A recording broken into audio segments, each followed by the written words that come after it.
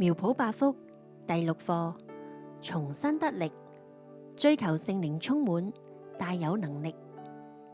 第1天，以弗所書5章18節，不要醉酒，酒能使人放蕩，乃要被聖靈充滿。以弗所書5章18節，不要醉酒，酒能使人放蕩，乃要被聖靈充滿。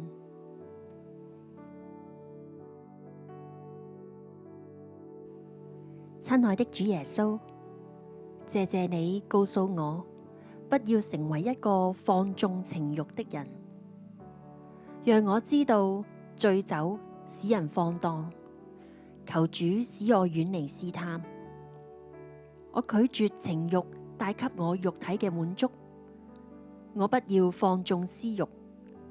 求你幫助我渴慕被你的靈充滿，使我的生命能夠像你的樣式。奉主耶穌基督的名宣告，我要天天渴慕被聖靈充滿，我的生命要靠着聖靈，得着真正的滿足和喜樂，活出我的命定。